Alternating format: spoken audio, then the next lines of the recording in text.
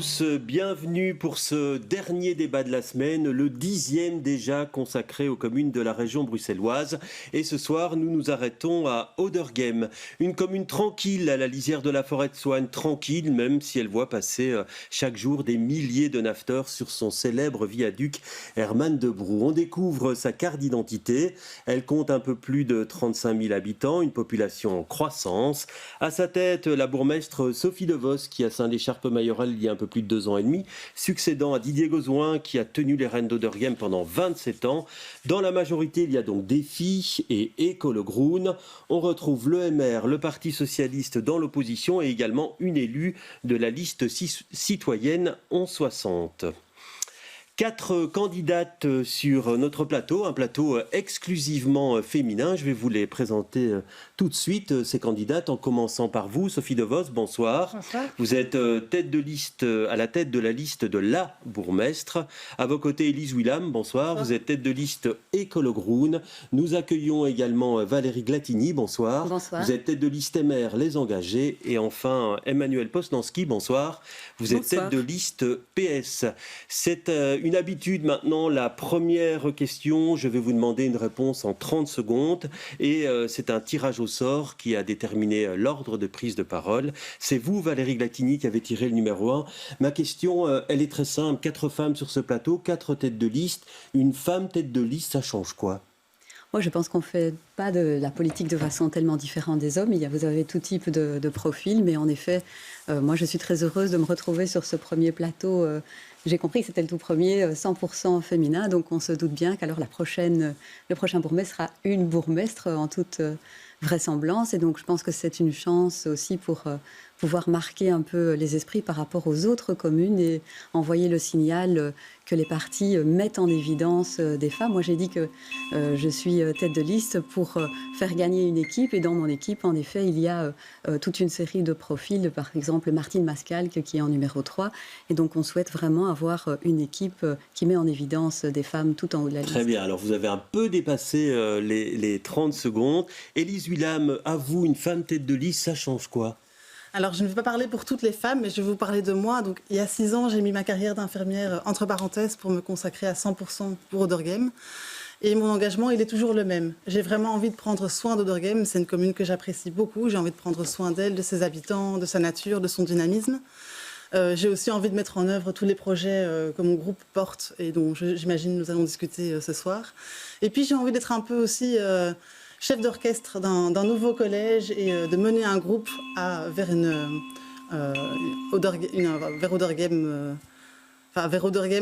prendre soin d'Oderghem. Très bien. Merci. Alors, Emmanuel Posnanski, même question pour vous. Une femme tête de liste, ça change quoi ?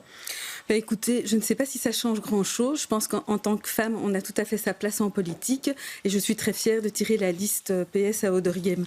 Je pense qu'à Oderghem, il y a énormément de défis, des défis sociaux, le logement, la mobilité, accompagner les jeunes dans la recherche d'un emploi. Oderghem, cette première commune d'entrée de ville, il y a énormément de défis à relever. J'ai une liste formidable avec aussi beaucoup de femmes, interculturelle également, et donc voilà, très fière de la mener aujourd'hui. Et on termine par vous, Sophie Devos. Une femme tête de liste, écoutez, même question, c'est la normal. Même pour les 4. Les femmes représentent quand même la moitié de la population, donc c'est un petit peu dommage qu'il n'y ait que 38% de femmes qui sont tête de liste, si j'ai bien lu. En tout cas, moi, je ne me considère pas comme une politicienne, mais plutôt comme une citoyenne engagée, tout à fait passionnée par ma commune. Et ce que je souhaite, c'est œuvrer à ce qu'elle reste une exception, une commune aux impôts les plus bas, une commune extrêmement verte, sûre, propre, une commune où on a encore les moyens de développer des services et d'investir massivement pour la population. Alors Sophie Devos, c'est la première fois donc que vous êtes bourgmestre, que vous êtes tête de liste de la bourgmestre, après 27 ans de majorat de Didier Gozouin. Ce premier scrutin, vous le considérez, vous, comme un baptême du feu ? Alors c'est vrai que Didier étant parti en milieu de législature, effectivement j'étais seule candidate au sein de notre section locale, j'ai été élue à l'unanimité, ça n'a pas été un souci, mais c'est vrai que je serai tout à fait, confortée dans le rôle de la bourgmestre si je remporte ces élections, puisque c'était lui le bourgmestre avant que je ne sois là, évidemment. Alors pour vous, le plus grand défi, c'est de conserver la majorité absolue. Il y avait déjà eu une baisse de la liste du bourgmestre en 2018. Aujourd'hui, vous vous dites quoi? Que ça va être compliqué Alors, je suis extrêmement confiante. Oui, mon objectif, c'est de maintenir la majorité absolue. Je rencontre énormément d'Auderghemois. Je suis extrêmement bien accueillie. Et donc, oui, c'est mon objectif. Alors, Valérie Glatini, vous n'en faites pas mystère. Vous ne serez pas bourgmestre. Vous venez de vous installer à Auderghem, ça fait pas tellement longtemps. Est-ce que c'est compliqué comme ça d'arriver dans une commune en tête de liste et de dire je ne serai pas bourgmestre? Je veux d'abord rappeler que ça fait plus de 2 ans que je suis dans la commune et je ne me suis pas installée pour des raisons électorales. J'ai rejoint mon compagnon, donc ce sont des raisons familiales. Et en effet, moi je suis très heureuse d'être tête de liste pour en effet faire gagner mon équipe. Et donc on a une coalition MR, les engagés, mais aussi Open VLD et CDNV, parce qu'on est convaincu qu'à Auderghem, il y a de gros enjeux en termes de mobilité. On voit bien qu'on est traversé par des axes routiers. Et donc pour ça, pour régler ce problème-là, il faudra dialoguer. Et nous serons, en toute vraisemblance, au gouvernement fédéral, nous serons au gouvernement de la région bruxelloise, nous sommes déjà en Fédération Wallonie-Bruxelles, nous sommes également dans le gouvernement de la région wallonne. Et donc l'idée, c'est de pouvoir négocier avec tous ces niveaux de pouvoir pour pouvoir aussi régler des problèmes tels que la sécurité. On voit qu'il y a une hausse de la criminalité de 14,3%, donc c'est quand même une hausse significative entre 2018 et maintenant. Donc ce sont des défis qui demandent véritablement du dialogue et nous devons pouvoir peser dans le débat au bénéfice des Auderghemois. Et donc il faut avoir un parti juste une question puissant. Politique encore, si vous le voulez bien. Le MR et l'Open VLD, c'était 2 sièges en 2018. Alors, il y a le renfort des engagés aujourd'hui, mais certains diront que vous partez de loin. Bien sûr, et l'enjeu évidemment, c'est si on double, on triple, on quadruple, ce sera une grande victoire. Ce qu'on veut faire, en fait, c'est au moins, à minima, essayer de participer à la majorité, voire même réclamer le majorat. Si c'était le cas, ce serait pour la 2e personne qui obtiendrait le plus gros score. En toute logique, on a des très beaux profils sur la liste. On a bien sûr Martin Willemar, notre numéro 2 des engagés, Martine Mascalque, on a également Laurent Var, Cécile Henrard. Donc ce sont des personnalités qui sont depuis des décennies dans la commune, qui ont un projet déterminant pour celle-ci et qui comptent bien profiter de la vague azur qu'on a vue avec évidemment une victoire importante pour mon parti, le MR, et également pour les engagés. Et donc on se présente véritablement en coalition dans une commune où on sait qu'il fait bon vivre, mais où quand même il y a des enjeux très importants en termes de mobilité et de sécurité. Oui, alors Élise Wilham, vous avez donc gouverné avec la liste du bourgmestre et la liste de la bourgmestre.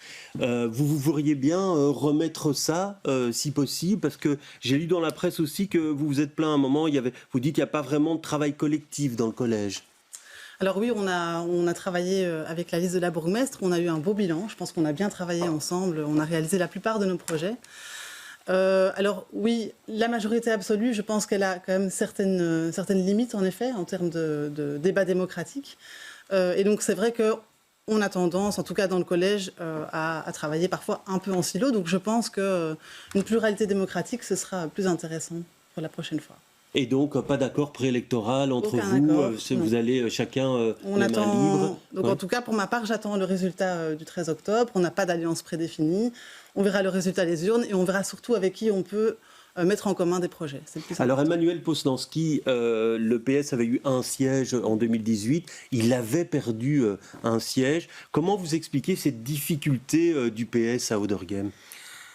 Ça, je pense que c'est un peu la conjoncture politique. Moi, je ne m'inquiète pas. Je pense que quand on va à la rencontre des Auderghemois, on a un très bon accueil. Je pense également qu'après 30 années de majorité des filles au conseil communal, il est temps de changer les choses. Pourquoi il est temps de changer ? Il est temps de changer les choses parce que nous sommes certes un village gaulois, comme notre bourgmestre aime à le rappeler, mais nous ne sommes pas qu'un village. Nous sommes une commune en entrée de ville avec des défis énormes qu'on vient déjà d'évoquer en termes de mobilité. Il y a des gros enjeux à Auderghem, notamment la question du viaduc, etc. Mais il va falloir à partir de maintenant, commencer à se concerter avec tous les niveaux de pouvoir pour pouvoir faciliter la vie et le quotidien des Auderghemois et des Auderghemoises. Je pense qu'en tout cas, nous incarnons le changement à Auderghem. Nous n'avons jamais été dans la majorité, nous sommes dans l'opposition, mais une opposition constructive, je pense. Mais en tout cas, nous avons un projet pour les Auderghemois, où l'Auderghemois est au cœur du projet, parce qu'on a un gros volet participatif dans le programme. Oui, une réponse rapide, Valérie Glatini, pour préciser, c'est vrai que vous le dites clairement, je ne serai pas bourgmestre. Est-ce que c'est facile de faire une campagne électorale dans ces conditions, en disant aux gens, désolé, j'irai ailleurs? Oui, je serai conseillère communale. En tout cas, je compte bien, si jamais je suis élue, pouvoir continuer à m'investir dans ma commune.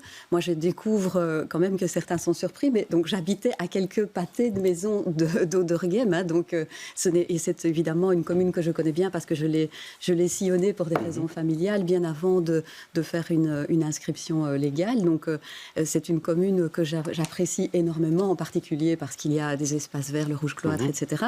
Mais c'est vrai qu'on voit bien que c'est une commune où ça ronronne un peu, ça a tendance à s'essouffler et il y a énormément d'enjeux qui sont transcommunaux. Et donc effectivement, nous on compte s'appuyer aussi avec cette alliance qu'on est en train de créer dans le sud-est de Bruxelles, avec également Watermal-Boisfort et Woluwe-Saint-Pierre, où nous nous présentons également avec des listes MR engagées, parce qu'on se rend bien compte qu'il y a toute une série de choses qui vont concerner alors Sophie nos de trois Vos, communes. une réponse. Est-ce que ça ronronne à Auderghem? Je voudrais d'abord répondre à cet argument d'être absolument partout, à tous les niveaux de pouvoir, avec une coalition MR engagée. Il faut quand même bien se rendre compte que c'est du marketing électoral. En conférence des bourgmestres, nous sommes 5 partis démocratiques, nous avons tous des représentants dans les différents gouvernements, que ce soit le gouvernement bruxellois, le gouvernement fédéral. Je voudrais bien voir que mes collègues bourgmestres libéraux, s'ils sont reconduits, vont sauter de joie lorsque le fédéral supprimera les allocations de chômage après 2 ans, avec les implications directes. Est-ce que ça ronronne, pour revenir sur le terrain communal? Je voudrais juste quand même terminer ça, parce que c'est un argument qui est fallacieux. Donc ça va avoir directement des conséquences sur les allocations, sur les CPS, étant donné le report des gens qui perdront leurs allocations de chômage, c'est-à-dire sur les CPS, donc sur les finances communales. Oui, c'était pas ma question. Je voudrais quand même savoir ce que M. Serex, en tandem avec Mme Bertrand, a réussi à faire pour éviter le chaos au carrefour Léonard. Rien. Donc c'est un argument, qui ne... Vous êtes époumoné pour ne rien obtenir. Donc je pense qu'en effet, le problème, c'est en effet un parti qui n'est pas suffisamment puissant. Et donc on appelle ça la liste du bourgmestre. Mais voilà, on sait bien qu'il faut une réponse sur le fait que ça ronronne. Je voudrais une réponse à ça. C'était ma question, Sophie de Vos. D'accord. A contrario, si on met OpenVLD et CDNV partout, qui va défendre encore les Bruxellois par rapport au survol de Bruxelles? Ils n'ont que cela en tête, c'est le développement économique. Voilà. Ce n'est pas un village gaulois qui est replié sur lui-même. On ne vit pas dans une bulle. Il faut pouvoir à tout prix pouvoir sortir de cette logique d'enfermement. Je vais demander quand même de répondre à ma question. Comme vous avez pris beaucoup de temps, vous devez être bref. Est-ce que ça ronronne à Auderghem? Et je poserai la même question après à Élie Soudain. C'est l'argument qu'on entend de législation en législation, parce qu'en fait, on n'a rien d'autre à dire, parce que non, ça ne ronronne pas à Auderghem. Ça se passe bien à Auderghem. Il y a énormément d'activités. Il y a beaucoup plus de jeunes qu'avant, quoi qu'on en dise. Il y a énormément de choses qui bougent, de travaux, de vie dans la cité. Ça, tous les Auderghemois me le disent, que ça ne ronronne pas, justement. Et donc, c'est de nouveau du marketing électoral. Oui, alors Élie, la même question pour vous. Et Emmanuel Postanski le disait, il est temps que ça change. Alors pour vous, est-ce que vous avez l'impression que finalement, les choses pourraient être beaucoup plus dynamiques dans la commune? Alors en tout cas, moi je peux vous dire que les citoyens et les citoyennes, ils sont dynamiques. On l'a vu dans le cadre du budget participatif, il y a eu une énorme participation des habitants. Et donc les citoyens, ils ont envie de bouger, ils ont envie de proposer des projets, ils ont envie de se rencontrer dans des lieux, on en parlera tout à l'heure par rapport à l'espace public. Donc je pense que vraiment les citoyens, ils ont des idées qui bouillonnent dans leur tête. Et donc là, je pense qu'on a la balle à prendre au bon et qu'on doit les accompagner et leur permettre de se rencontrer dans des espaces. Oui, en termes de majorité, est-ce que vous dites on voudrait la majorité la plus progressiste possible à Auderghem si c'est jouable? En tout cas, on souhaite une majorité dans laquelle nos projets se retrouvent le plus. Ça, c'est clair. Un Ah ouais, partenaire avec lequel... Donc, c'est pas forcément la plus progressiste possible. On n'a pas d'exclusive, on veut vraiment faire passer nos priorités. Oui. C'est le plus Emmanuel important. Postanski, pour vous? Nous sommes dans l'opposition. Ce qui est certain, c'est que pour nous, ce qui compte, c'est le programme. Donc, ça va dépendre évidemment des partenaires autour de la table. Mais en tout cas, si notre programme est repris en compte, on montera. Mais on ne montera certainement pas à tout prix. Ça va tout à fait dépendre de ce qui est acceptable ou pas dans une note globale de politique commune. Alors, si vous le voulez bien, on entre dans le vif du sujet avec un dossier qui sera un des dossiers importants de la législature. C'est préparer l'avenir de l'espace public qui va être libéré après la destruction du viaduc Herman de Brou. C'est une véritable balafre qui divise la commune, un égout à voiture qui provoque pas mal de nuisances, comme vous allez l'entendre. Avec les viaducs ou sans viaduc, on a tout le trafic qui pénètre, qui perce dans les zones résidentielles. Odergem n'a pas accepté aucune plan de circulation. Donc vous avez des sorties au niveau de Chaussée de Wavre, au niveau de boulevard des Invalides ou Delta. Et vous avez les trafics, quand il y a beaucoup de embouteillages au niveau de Delta, qui percent dans les quartiers sans aucun obstacle. Donc pour nous, la question est vraiment d'avoir une vue d'ensemble, une vue globale dans laquelle il y a de la place aussi pour le plan de circulation. Alors Élise William, vous dites dans votre programme il faut faire du viaduc Herman de Brou un boulevard urbain. Comment faire pour que ces milliers de voitures ne continuent pas à entrer dans Odergem une fois que le viaduc sera détruit? Alors le viaduc, c'est intéressant d'en parler parce que moi je le connais bien. Je le traverse tous les jours, le matin et le soir avec mes enfants pour les conduire à l'école. On parle quand même d'une autoroute qui rentre dans une commune. Je pense qu'on peut quand même faire mieux en termes de qualité de l'air. Là, on peut tous se rejoindre. Nous, on a une vraie volonté, en effet, qu'il puisse un jour disparaître. Mais on veut que ce soit évidemment accompagné de solutions de mobilité. On parle d'un parking de dissuasion, du tram qui arrive jusque-là. Donc, ça doit être évidemment fait en même temps. Après, je voudrais quand même rappeler qu'il n'y a pas que la destruction du viaduc, il y a aussi tout le projet immobilier qui va se faire sur le parking du Carrefour, la grande mare de béton qui est d'ailleurs assez rigolo parce que c'est le centre géographique de la commune, le parking du Carrefour. Et donc là, il y a des gros projets immobiliers qui arrivent et il faudra vraiment être vigilant à ne pas faire monter des tours sur ce genre d'endroit. Alors, Emmanuel Postanski, est-ce que vous rêvez, vous aussi, d'un boulevard urbain en grande partie libéré de la voiture, rendu aux piétons, aux cyclistes ? En fait, je pense qu'on est tous d'accord ici autour de la table. C'est un ouvrage d'un autre siècle. Il est temps de changer. Je pense que Odergem peut tout à fait imposer un redéploiement de sa commune. En fait, aujourd'hui, ce viaduc a complètement morcelé les quartiers. Il est temps aujourd'hui de reconstruire notre commune, de reconnecter les quartiers, de recréer des espaces publics et conviviaux avec les habitants, remettre du commerce de proximité. Donc, je pense que derrière l'enlèvement du viaduc, il y a des enjeux énormes. Vous parliez de construction immobilière. Là aussi, la commune aura à son mot à dire. Et là, encore une fois... C'est vrai que c'est un dossier qui sera régional. Comment la commune peut faire pression, finalement, pour que... Vous avez raison. La commune a l'occasion de travailler en concertation avec les régions flamandes, région wallonne et les communes avoisinantes. Aujourd'hui, c'est compliqué. La concertation est compliquée avec les autres niveaux de pouvoir et c'est là qu'on bute à chaque fois. Les problèmes de mobilité à Odergem sont également la cause de ce problème de concertation.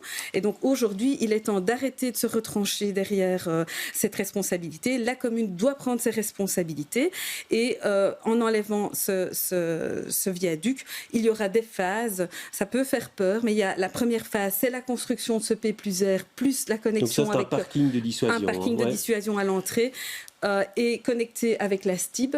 Et je pense très sincèrement que si on le fait intelligemment avec tous les niveaux de pouvoir, on pourra tout à fait construire un Odergem agréable pour les habitants et transformer pour les habitants la mobilité et ce sera agréable à y vivre. Oui, alors Valérie Glatini, c'est vrai que ça dépend de la région, ça dépend aussi de la région flamande puisqu'on est aux portes de la Flandre.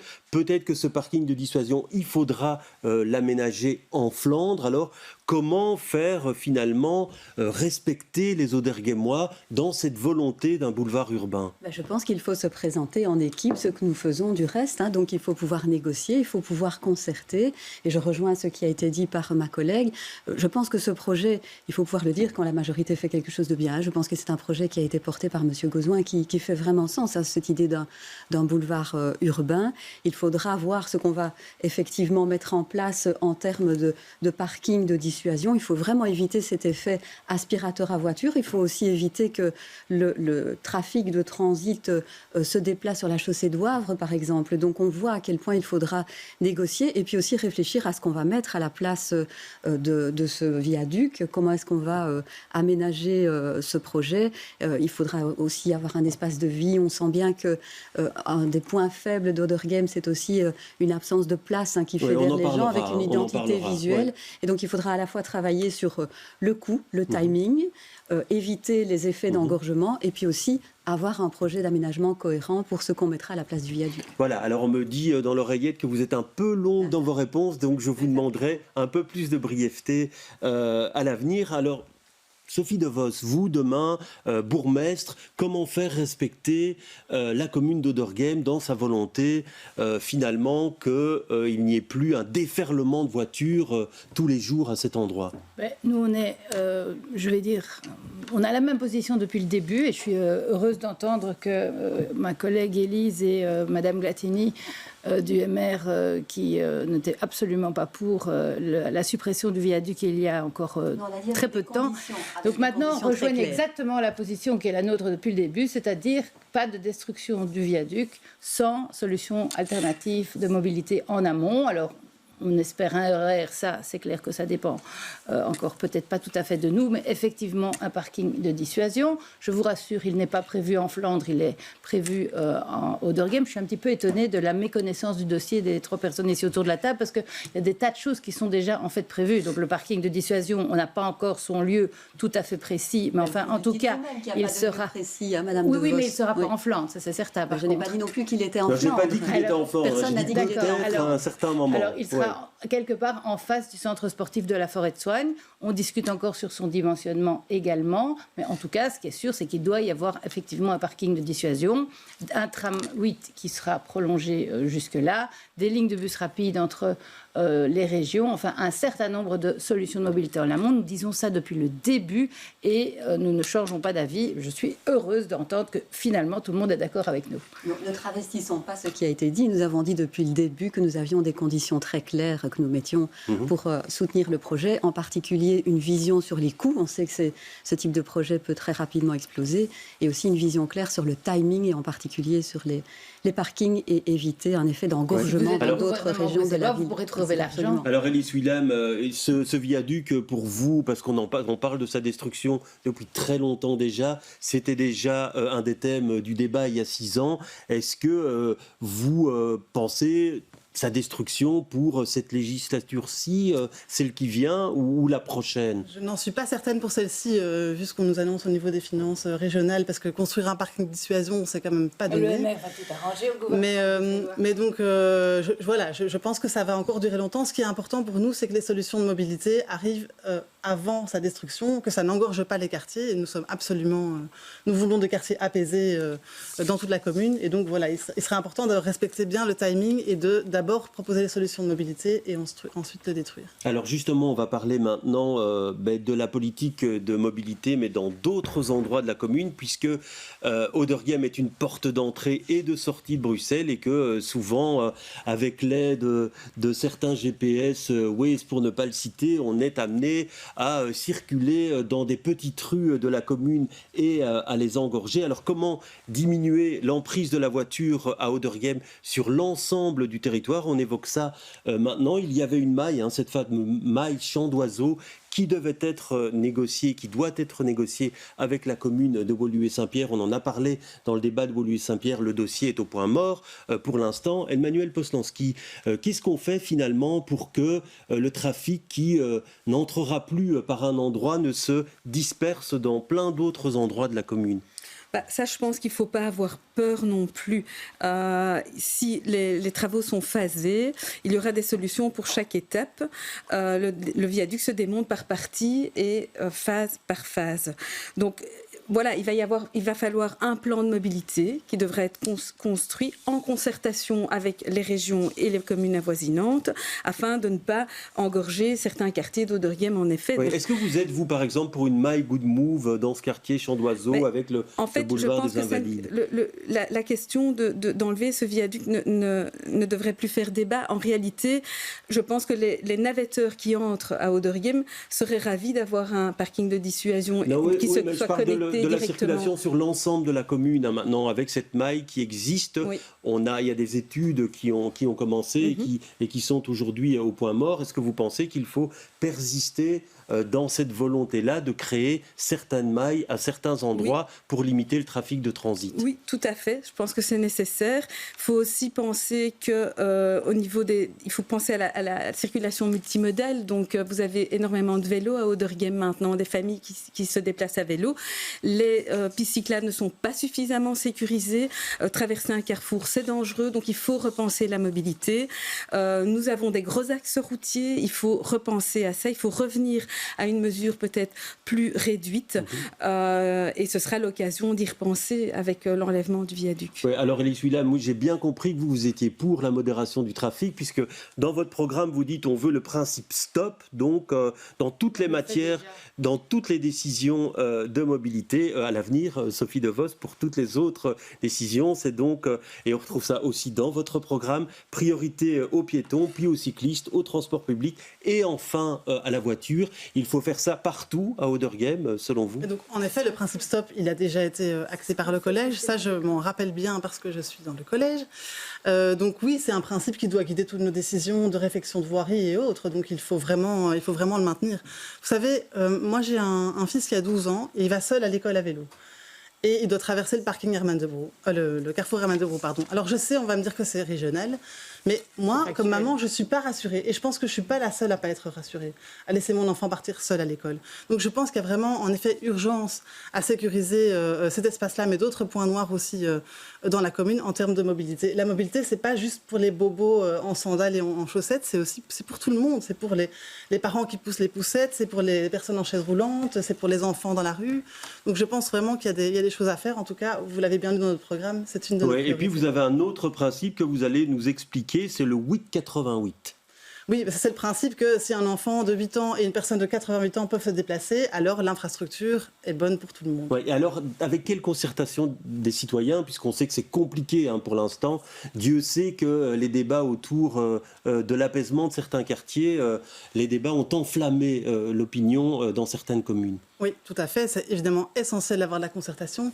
Moi, je pense qu'il faut prendre un temps important et peut-être même l'allonger d'explication et d'information des citoyens. Je pense qu'une fois que les citoyens sont au courant et qu'ils voient même éventuellement des maquettes ou des choses comme ça pour voir exactement ce que ça va donner sur le terrain, eh bien, ils prennent une décision en conscience. Et je pense que ce temps d'explication quasi pédagogique, c'est essentiel à la concertation. Oui, alors vous, Valérie Glatini, dans votre programme, vous dites qu'il faut mettre en suspens le projet Good Move à Auderghem.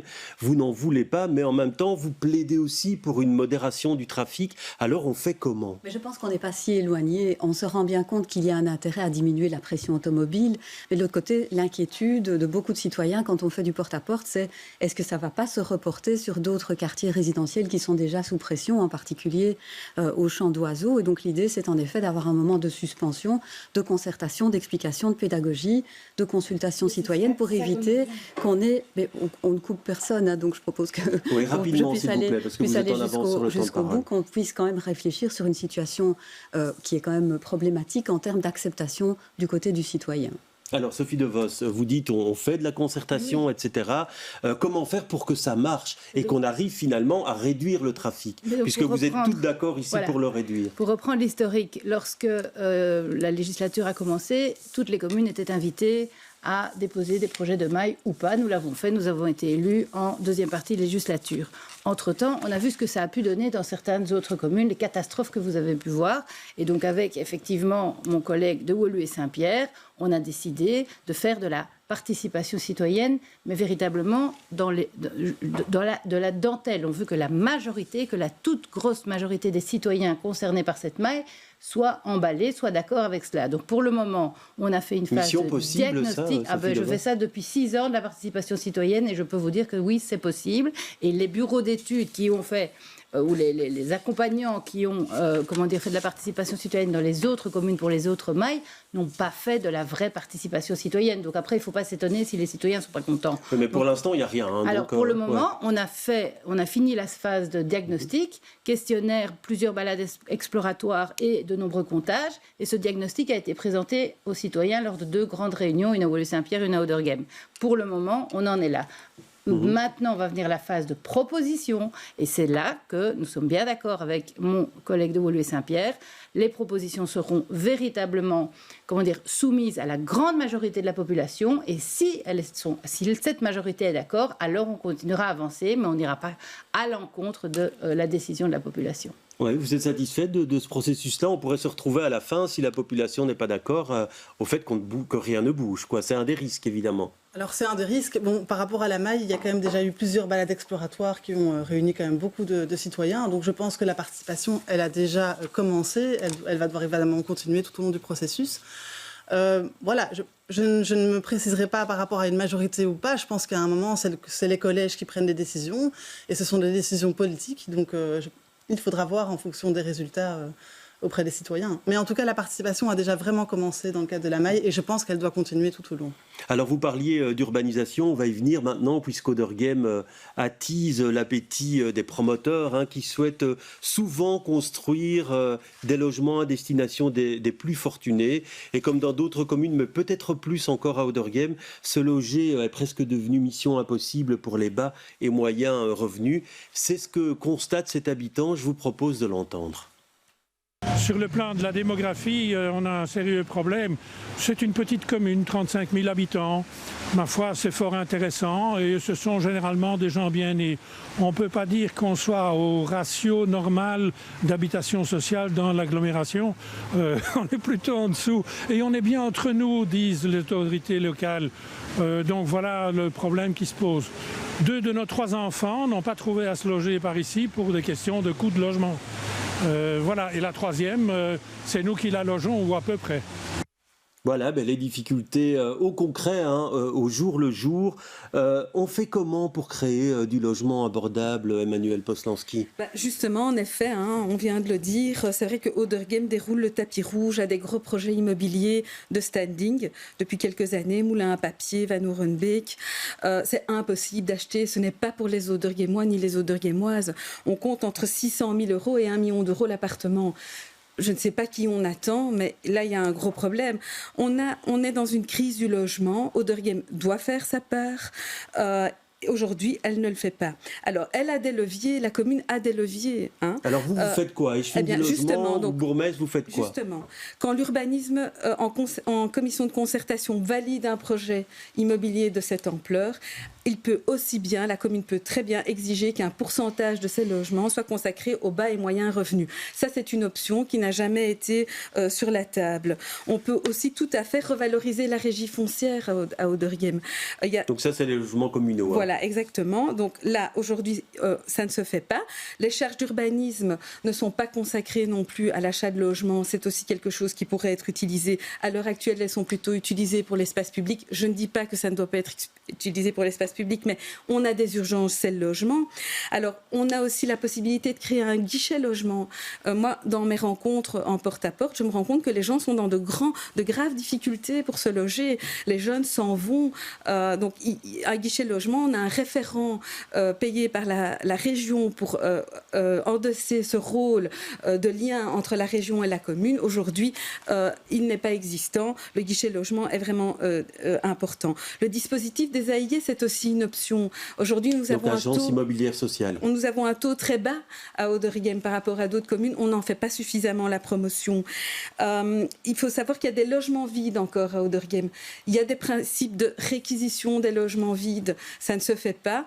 Ça pourrait être le cas. La commune saisit le bien, rénove le bien et le remet en location, reprend la main sur les loyers afin de remettre l'accessibilité au logement aux Auderghemois. Ouais, alors Sophie Devos, beaucoup de critiques. D'abord, on déroule le tapis rouge pour les promoteurs avec des logements totalement inaccessibles pour les bas et moyens revenus. C'est vrai qu'il y a des gros projets à Auderghem ces dernières années. Est-ce qu'il y a eu une lacune dans la création de logements accessibles ?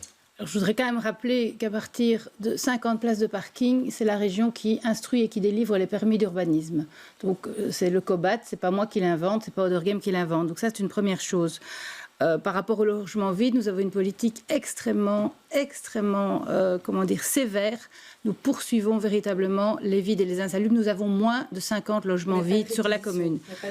Nous ne sommes pas encore en Union soviétique, non. Alors les charges d'urbanisme, c'est 100 000 euros en moyenne par projet. Comment vous construisez des logements sociaux avec 100 000 euros? Parce qu'il faut évidemment réinvestir ça dans le quartier. Vous me l'expliquez. Mais alors on fait quoi? Pour construire du logement social, il faut avoir la maîtrise du foncier. Mais j'ai vu dans votre programme que vous dites 1 000 euros pour les jeunes actifs qui veulent s'installer à Odergem. On va dire aussi à quelles conditions est-ce qu'on a ces 1 000 euros et est-ce que ça suffit vraiment pour se loger? Je voudrais quand même dire que pour construire du logement social, il faut avoir la maîtrise du foncier. Odergem ne possède plus de foncier disponible. La région bruxelloise dispose de ce fameux triangle delta qui est un terrain énorme sur lequel on attend depuis plus de 10 ans. Moi, je serais ravie d'augmenter le taux de logements sociaux. On attend cela depuis plus de 10 ans, mais je suis comme Zoran, je ne vois rien venir. Je voudrais aussi dire que l'État fédéral a racheté 23 bâtiments de la Commission européenne récemment pour quelque chose comme 1 milliard d'euros et que 2 de ces bâtiments, ils étaient à Odergem, avenue de Beaulieu, ils y sont toujours d'ailleurs,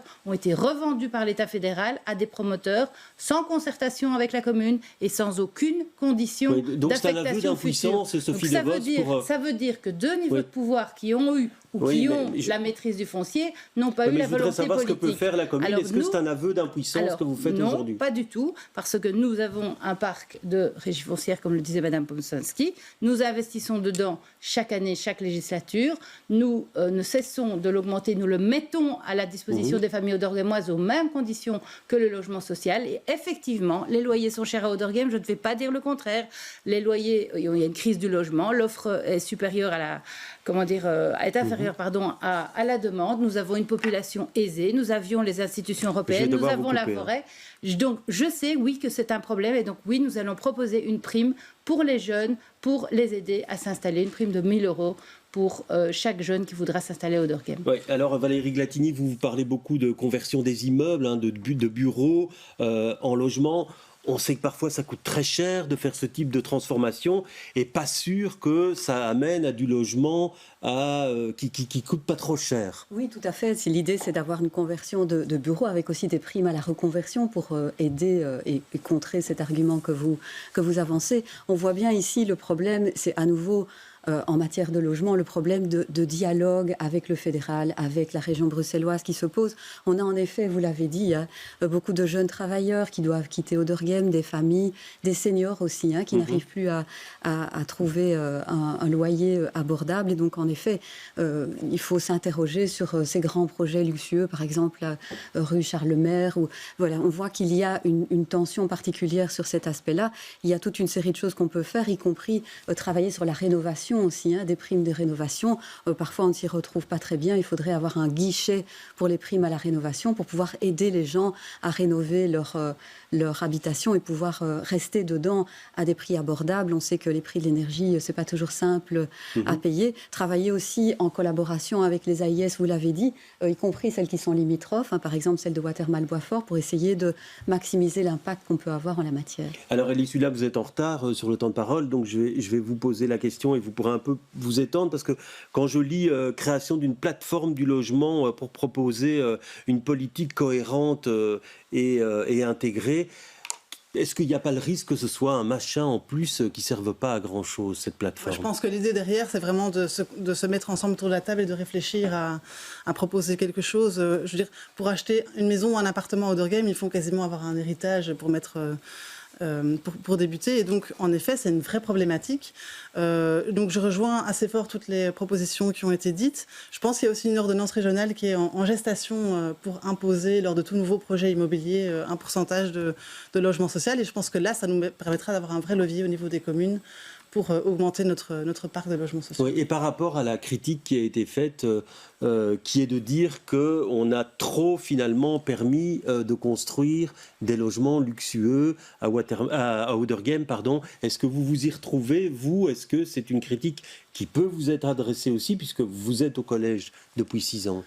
Alors, je ne sais pas si ça peut vraiment m'être adressé à moi. Alors évidemment, on est dans un collège, on travaille ensemble. C'est vrai qu'il y a eu beaucoup de projets immobiliers, notamment qui ont détruit beaucoup d'arbres. Et donc ça, pour nous... Là, vous parlez du Bergoge. Hein. Oui, tout à fait. Donc ça, c'est vraiment des projets qui ont été quand même difficiles à avaler. Même si, je suis honnête, je suis dans le collège, on a voté favorablement parce qu'on a eu un avis de Bruxelles Environnement qui nous a dit que la biodiversité sur le site ne valait pas grand-chose. Voilà, moi je pense qu'en tout cas pour ce projet-là, je dois vous le dire, je regrette cette décision. Alors, je suis tout à fait franche avec vous, on l'a voté, mais quand je vois ce que ça donne et quand je vois ce que ça aurait pu donner, on a fait une mare de béton, on aurait pu construire sur la mare de béton et garder les arbres. C'est pas ce qui a été fait. J'assume la responsabilité, mais a posteriori, je regrette la décision. Ouais, et donc à l'avenir, il faut être plus rigoureux, ou en tout cas à l'examen de ce type de permis. Vous pensez qu'il faut avoir finalement un regard plus aiguisé sur la protection de ces milieux ? Oui, tout à fait. Donc c'est ce qu'on a dans notre programme aussi. Hein. Donc c'est vraiment protéger les milieux naturels et semi-naturels. On l'a fait pour le prochain projet, qui est le projet Goumar, qui va arriver. La commune a aussi remis un avis défavorable. Donc là, on va dans un meilleur sens. Mais donc oui, en effet, on a besoin. Enfin, les arbres, c'est une assurance vie. On en a besoin. Tous. Ce n'est pas juste pour décorer, c'est essentiel.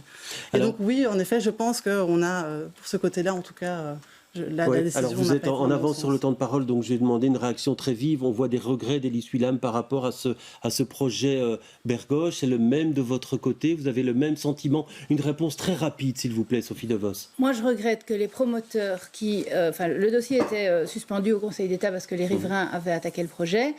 Ils ont été déboutés. Quand ils ont été déboutés, le promoteur avait un permis, mais avait 4 jours avant la date à laquelle on ne pouvait plus abattre les arbres. Et il s'est rué, malgré le fait qu'on lui ait demandé de ne pas le faire, dans cette fenêtre de 4 jours. Et ça, je le regrette profondément. Maintenant, il faut regarder le projet après. Il y aura plus d'arbres après, et le sol sera moins... imperméabilisé après. Il faut quand même dire les choses comme elles sont. Valérie Glatini, même un regret pour vous quand vous voyez ce qui a été fait au Bergoge. Ça a suscité beaucoup de réactions dans la commune. Hein. Mais en effet, quand on fait du porte-à-porte, on se rend compte qu'il y a beaucoup d'interrogations par rapport à ça, et des interrogations quant au fait que, par exemple, on abat des arbres plutôt que, par exemple, travailler sur une reconversion de bâtiments. Hein. C'est principalement cet argument-là qui a été avancé, en particulier ces bâtiments de la Commission européenne qui ne sont pas occupés, où il va falloir dialoguer. Il n'y a pas d'autre solution. Il faut pouvoir dialoguer, il faut pouvoir concerter. Et pour ça, il faut avoir un certain poids politique. Oui, Emmanuel Poslanski, sur ce thème-là. Je rejoins en effet le constat. Je pense en effet qu'il manque de concertation, même si Madame la bourgmestre parle de participation. On constate quand même qu'il y a beaucoup encore de problèmes dans les choix qui sont pris au niveau de l'espace public. Et là, en l'occurrence, c'est un peu triste ce qui s'est passé. Et en effet, les riverains sont extrêmement déçus par ce qui s'est passé au Bergoge. Alors, vous parlez d'espace public, on va l'évoquer justement, parce que ça ne date pas d'hier. Oderghem n'a pas vraiment de place communale. Celle qui porte ce nom n'en est que l'ombre. La place Pinois, on ne peut pas dire, elle ne peut pas prétendre à ce statut de place communale non plus. Alors, un espace public qui serait celui de tous les Oderghemois, ce serait pour quand et comment dynamiser les lieux qui existent déjà? On aborde ce thème maintenant. Comme vous êtes en retard sur le temps de parole, je vais vous donner la parole, Élie Suillam. C'est vrai que ce projet de place communale, vous qui habitez Oderghem depuis pas mal de temps, on en parle et on ne voit rien venir. Comment dynamiser les lieux aujourd'hui ? Alors, vous savez, moi, donc, j'habite tout près du quartier de la place que vous venez de citer, la place Pinois. Et au bout de ma rue, les citoyens ont lancé un projet dans le cadre du budget participatif et on a refait le petit square au bout de la rue. Donc on a mis une cabane, on a mis des terrains de pétanque et donc les gens sont ravis.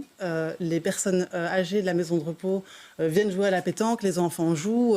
Donc moi c'est ce genre de petit square ou de place que je veux voir sur toutes les places d'Oderghem. Je pense que c'est vraiment un modèle à refaire.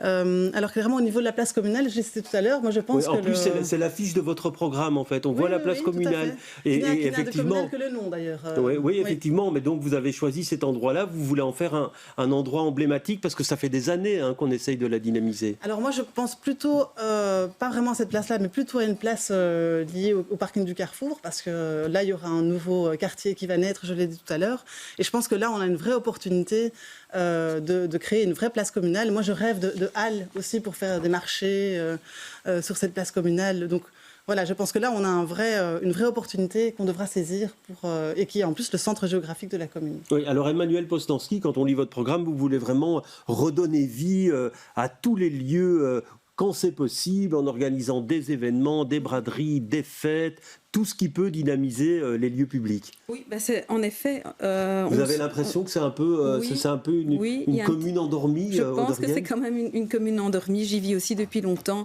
Et en effet, il se passe peu de choses.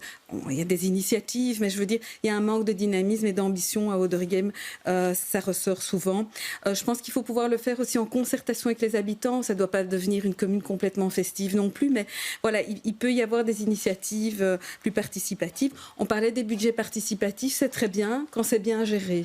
Il y a des exemples qui ne se sont pas bien passés en termes de budget participatif. Je pense surtout, par exemple, au projet de la rue de la Vignette, où au lieu d'avoir créé du vivre ensemble à travers une enveloppe participative, les habitants se sont complètement fâchés les uns avec les autres. On est passé complètement à côté du vivre ensemble. Donc la participation, pour moi, ce n'est pas seulement de délivrer des enveloppes, mais c'est de vraiment écouter les habitants, de créer des vrais processus de participation.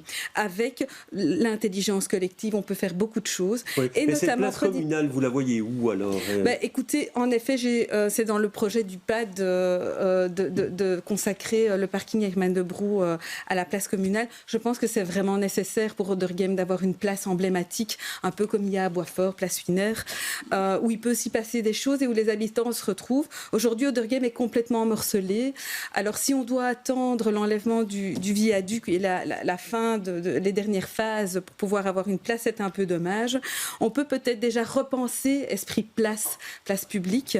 Tout ça doit se faire en concertation, mais je pense qu'en effet, il y a des choses à faire à Auderghem. Alors Valérie Glatini, vous, cette place communale, vous la voyez plutôt à la place communale redynamisée, plutôt place Pinois, un nouvel endroit, mais qu'il faudra peut-être attendre de longues années? On voit bien que si on attend la destruction du viaduc, ce n'est pas pour tout de suite, et que le problème qu'on a, il est urgent, c'est-à-dire qu'on a une absence de place emblématique, une absence d'identité auderghemoise, puisque ce sont des quartiers qui sont un peu explosés en raison des grands axes routiers, qu'il s'agisse du boulevard du Souverain, le viaduc, la chaussée de Wavre, et donc c'est difficile de tenir ensemble les quartiers. C'est ce qu'on a vu avec, par exemple, l'Auderghem Musique Marathon, qui était très sympa, mais qui n'a pas vraiment trouvé son public, parce que précisément, c'était éclaté dans différents endroits. Et donc, moi, je pense qu'on peut partir de ce qui existe. On a la chance d'habiter dans une commune où il y a un patrimoine qui a été bien préservé. Quand c'est bien, il faut le dire aussi. Et donc, on pourrait très bien, par exemple, s'appuyer sur ce qui existe déjà au Rouge-Cloître, avec le centre d'art, qui est évidemment... La difficulté sera d'aménager les accès. Par exemple, si on passe via les deux petits diables, comme moi j'appelle le parking, pour accéder au Rouge-Cloître, il est défoncé, ce parking. Donc, il faudra le réaménager pour pouvoir permettre un accès plus facile, tout en préservant le calme et la beauté du lieu. Donc il faudra... On voit qu'on a toute une série d'endroits, de patrimoine, de prestige aussi. Il y a des demandes des citoyens de pouvoir davantage accéder à ces endroits. Oui, alors Sophie De Vos, comment ça se fait qu'on n'a jamais réussi à créer à Auderghem un endroit qui rassemble? Écoutez, elle arrive, la place communale arrive de nouveau. Je suis étonnée de la méconnaissance de mes collègues. Ça a été dit. Mais je veux dire... oui, mais je veux dire, le lieu est prévu. C'est le parking du Carrefour actuel, c'est la mer d'asphalte dont parlait Élise. Et donc, effectivement, il y aura là, d'ici quelques années, le certificat d'urbanisme est en route, une vraie place communale avec des commerces, des logements, des entreprises. C'est prévu. Oui, mais c'est ce qu'on promettait il y a très longtemps déjà avec la place communale. Ça ne s'est jamais réalisé. Comment apprendre de ces erreurs pour qu'on n'ait pas le même phénomène? Mais parce que, contrairement à ce que pensent mes collègues, nous discutons avec un certain nombre d'acteurs en la matière, et à la fois la région et le propriétaire du site, on est en contact. Et ce projet, j'ai déjà vu la maquette, elle arrive. Ce sera un projet de la prochaine législature. Tandis qu'à Rouge-Cloître, c'est une zone Natura 2000, c'est tout à fait impossible juste après, du pôle culturel. Oui. Mais pour répondre à une critique, on parle de communes endormies. Vous dites quoi à ça, Sophie De Vos? Est-ce qu'on pourrait un peu dynamiser? C'est la seule chose qu'on arrive à dire, parce qu'on n'a pas d'autres arguments. On a organisé, je crois, 250 événements l'année dernière, que ce soit des apéros des habitants, des food truck festivals. On en était à la 10e édition de, du musique organisé par la marathon. commune. Il y a des ciné-clubs, il y a des concours photos, il y a des événements il y a des expositions en permanence, on fait des fêtes à Rouge-Cloître. Toutes les saisons, il y a des choses tout le temps. En fait, il suffit d'ouvrir l'agenda culturel. Donc, en fait, c'est quelqu'un qui n'a, les gens qui n'ont rien à critiquer disent toujours la même chose. Oderghem, c'est la belle endormie. Ouais. Alors, Valérie Glatini, vous trouvez aussi que c'est une belle endormie, Oderghem, et qu'il faudrait dynamiser tout ça? Alors, c'est déjà bien qu'elle soit belle et qu'on soit tous d'accord sur le fait qu'elle est belle. Hein. Je pense qu'on est tous ici des personnes qui sont avant tout attachées à leur commune. Hein. Donc, on voit bien qu'il y a des choses à faire en termes d'activités culturelles. Il manque peut-être un grand événement vraiment fédérateur. On a en effet une série de choses. Hein. Il ne faut pas dire qu'il n'y a rien qui est fait, c'est pas correct. Ce qui manque peut-être, c'est un grand événement fédérateur pour tous les quartiers d'Oderghem. Et moi, j'ai conscience que c'est plus facile à dire qu'à faire parce qu'effectivement... Vous n'avez pas d'idée précise en tête, quoi, sur cet événement fédérateur qui pourrait voir le jour? On peut s'appuyer sur ce qui existe, par exemple le Brussels Food Festival, par exemple l'Oderghem Music Marathon. On voit qu'il y a des choses qui sont intéressantes, mais on a la difficulté de mettre ensemble toute une série de quartiers qui sont divisés par ces axes routiers. Donc je ne dis pas qu'il n'y a rien qui est fait, mais je pense qu'on pourrait aussi s'appuyer sur un événement sportif, parce qu'on sait que le sport rassemble beaucoup les gens. Cet événement, plutôt qu'être un événement culturel, pourrait aussi être un événement sportif qui serait suffisamment fédérateur pour réunir tous ces gens des quartiers différents. Oui, alors vous voyez ce type d'événement à l'avenir, quelque chose de très fédérateur. On en parle parce que dans notre programme, on propose un festival à Oderghem et donc il y a déjà Chaussée des Arts qui est une festival très chouette... Alors un festival de tous les artistes et de tous les citoyens. Donc ça veut dire on pourrait lier les musiciens, les sculptrices, les peintres, tous les artistes qui sont dans notre commune et qui foisonnent et en faire un vrai moment de rencontre. Mais vous trouvez, vous, que ça manque de punch en termes d'activité à Oderghem? Alors moi j'habite près de la place Pinois et c'est quand même une place qui vit beaucoup et qui vibre beaucoup. Donc on a un bal tous les ans, on a beaucoup d'activités sur la place. Donc je pense qu'il y a des quartiers qui sont peut-être plus endormis que d'autres. En tout cas, le mien l'est moins.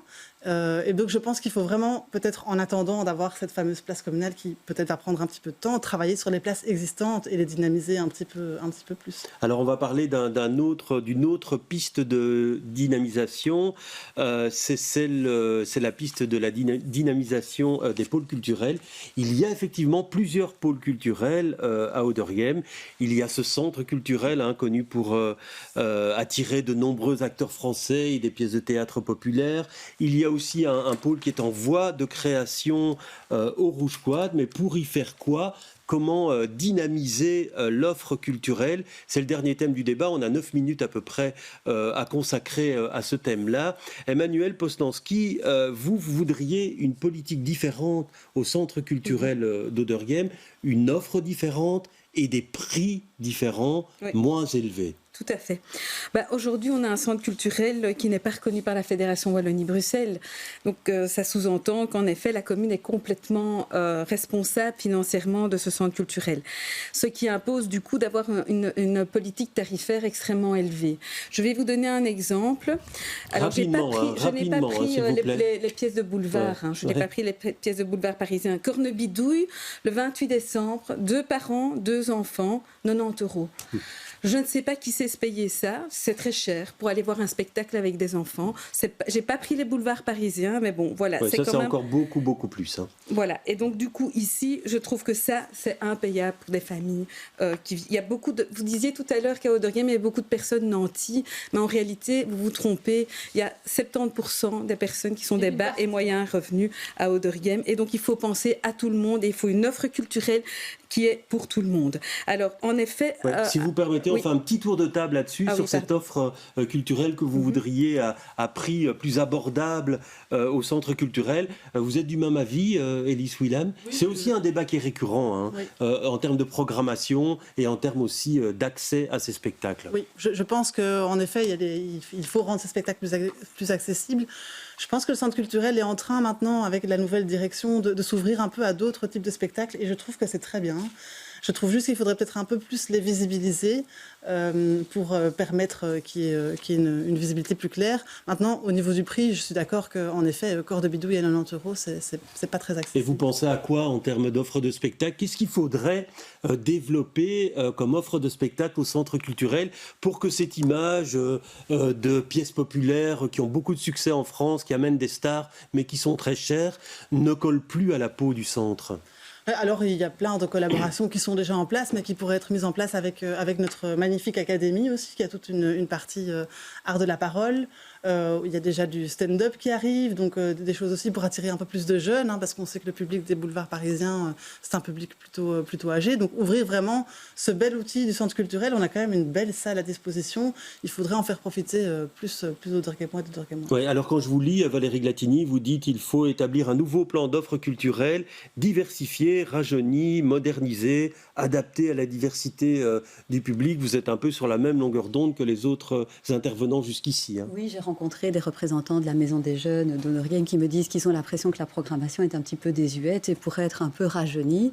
Donc ils ne disent pas du tout que ça ne convient pas, mais ils mettent un accent sur le fait que peut-être ça pourrait être un peu rajeuni et en tous les cas qu'on puisse aussi avoir d'autres acteurs qui pénètrent dans la structure du CCA, pouvoir aussi travailler, pourquoi pas, en partenariat avec la Fédération Wallonie-Bruxelles pour développer un cahier des charges en visant davantage la qualité. Et je ne dis pas que ce n'est pas de la qualité, mais simplement en élargissant le public cible, parce qu'on a l'impression que c'est un peu trop segmenté. Et sur le prix des places, vous le trouvez abusif, comme Madame Poslanski? Je pense qu'un centre culturel doit toujours représenter l'ensemble de la population.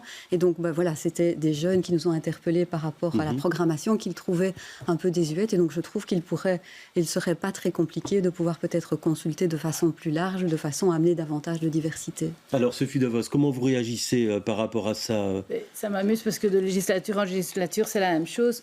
Oui, mais c'est que ça ne change pas. Oui, mais Paris Théâtre, c'est moins de 20% des spectacles du centre culturel d'Oderghem. Plus de 25% sont des spectacles gratuits ou à tarifs extrêmement variables. 68 jours par an, on est dans des réductions, dans du social, dans du sociétal. On est véritablement dans toute autre chose. Donc mauvais procès, alors. Donc en fait, peut-être que c'est plus médiatisé parce qu'effectivement, c'est le bateau amiral qui permet de dégager des bénéfices pour financer les 80 autres pourcents où on fait du théâtre amateur, des écoles de danse, des conférences, de la musique, des concerts. Enfin, il y a tout le reste, c'est 80% de la programmation. Ce n'est pas Paris Théâtre, ce n'est pas pour les personnes âgées et aisées. Mais bon, voilà, il n'y a rien à faire. Systématiquement, on nous renvoie vers cette Donc, très rapidement, en offre de place, puisque Madame... Malheureusement, vous n'êtes pas venu lundi à mon ciné-club, qui était un film 100% belge en présence des réalisateurs, 5 € pour la place et pour une limonade, 3 € rien que pour la place. Il ne peut pas y avoir une offre à deux vitesses. Donc, il ne peut pas y avoir une offre culturelle à deux vitesses pour les personnes qui n'ont pas énormément de moyens et pour ceux qui en ont beaucoup. Vous comprenez ce que je tout le monde est invité au ciné-club? Non, mais je dis Cornebidouille, 90 €. Un spectacle pour enfants. Oui, je veux dire, c'est un exemple. Et donc, il y a 80 autres % du temps où ce ne sont pas ces tarifs-là, où ce n'est pas ce public-là. Alors, je voudrais faire un dernier tour de table sur l'offre culturelle future au Rouge Quad, puisque c'est un lieu qui est en voie d'aménagement. Vous rêvez quoi, très rapidement, Emmanuel Poslanski, pour ce nouveau pôle culturel qui verra le jour? C'est un écrin de verdure. Hein. On doit vraiment y prendre soin. Il est emblématique pour la commune. Mais en effet, c'est quand même un lieu qui pourrait être mis en avant et être développé. Il pourrait y avoir des spectacles, il y en a déjà, mais je trouve que ce n'est pas suffisant. Il faut évidemment dans le respect des riverains et dans le respect du cadre vert dans lequel il est installé. Donc oui, moi je pense qu'il y a des choses à faire. Le prieuré, c'est déjà un bon début. Donc la salle, mais elle n'est pas suffisamment ouverte. Oui, alors Élise Willam, vous êtes un peu en retard sur le temps de parole, donc vous avez un peu plus de temps que les deux autres qui interviendront. Moi, je rêve de collaboration avec nos écoles communales. On a 2 écoles communales qui sont splendides et qui ont, on en a 4, mais on en a 2 qui ont des projets artistiques, donc le centre scolaire des Marronniers et le centre scolaire de Souverain qui fait du cirque-études.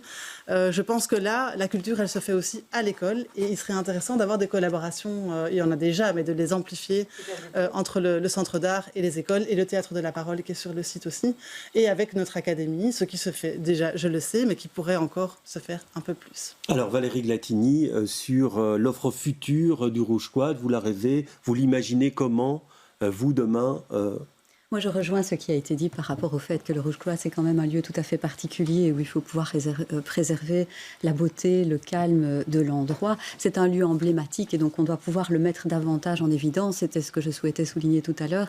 Mais il faut aussi préserver la tranquillité. Hein. C'est un lieu qui est cher aux yeux des Oderghemois et on souhaite aussi davantage de lieux verts. Hein. En particulier, nous sommes en faveur de l'ouverture de Val-Duchesse au grand public. Dans tous les programmes, ça, c'est tout à fait clair. Indiqué, oui. Et là aussi, il faudra pouvoir dialoguer avec tous les niveaux de pouvoir. Oui. Et donc nous, on sera aussi très attentifs au dialogue avec les écoles et le fait que la culture doit davantage pénétrer. C'est d'ailleurs un objectif de notre gouvernement en Fédération Wallonie-Bruxelles, pénétrer davantage dans les écoles. Alors 30 secondes, Sophie De Vos, très rapidement, parce que je dois conclure. Il ne reste plus qu'un bâtiment qui n'a pas d'affectation pour le moment à Rouge Cloître, c'est le corps de ferme.